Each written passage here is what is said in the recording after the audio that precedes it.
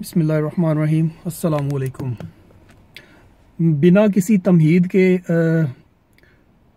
Directly बात करूंगा। आज एक तकरीर सुनी मरीम नवाज शरीफ साहबा की, और बल्कि मतवातर जितनी भी उन्होंने आज तक मीडिया प्रेजेंस दी हैं तकरीरें की पिछले तकरीबन 6 माह के दौरान, तो उनमें एक ही बात बार बार रिपीट करती हैं। आज भी उसी का तसलसल था। मुझे समझ नहीं आती कि ये अगला इलेक्शन लड़ने किस बेस पे जा रहे हैं कि मुझे क्यों निकाला और क्या आप ऐसा पाकिस्तान चाहते हैं। आज उनकी गुफ्तगू का लुब्बे-लबाब ये था कि क्या आप ऐसा पाकिस्तान चाहते हैं जिसमें मियां नवाज शरीफ साहब और उनकी बेटी को अदालतों में बुलाया जाए और उनको गॉड फादर और सिसिलियन माफिया कहा जाए। तो बीबी, कभी छोटी अदालतों को विजिट करके देखो, वहाँ पे इसी पाकिस्तान की कितनी माएँ बहनें बेटियाँ जाती हैं रोज़। ये वही निज़ाम है जो आपने पिछले 35 साल से दुरुस्त नहीं किया, और आज आपको जाना पड़ा तो आपकी चीखें निकल गई। किसी सेशन कोर्ट में या किसी छोटे सिविल कोर्ट में जाके देखो तो सही, क्या जो औरतें वहाँ पे आती हैं क्या वो पाकिस्तानी नहीं है? आपने पहले तो कभी आवाज़ नहीं उठाई कि ये निज़ाम बदलो। और जैसे जैसे कमेंट्स छोटी अदालतों में पास होती हैं, वो भी तो इंसान है।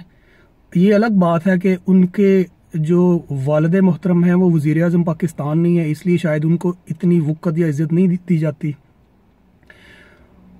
और एक बात में मुझे आप और कंफ्यूज नज़र आते हो कि जब भी कोई जलसा होता है तो वहाँ पे प्राइम मिनिस्टर नवाज शरीफ के नारे लगते हैं, और शहबाज शरीफ साहब को आपने ट्रक की बत्ती के पीछे लगा दिया हुआ है कि नेक्स्ट कैंडिडेट ये होंगे, और प्रमोट मरीम नवाज शरीफ को किया जा रहा है। तो बीबी, कोई जब भी जलसा करती है कोई पॉलिसी बयान दो कि हम आके ये करेंगे, पुल बना दिए, मोटरवे बना दिए, ठीक हो गया।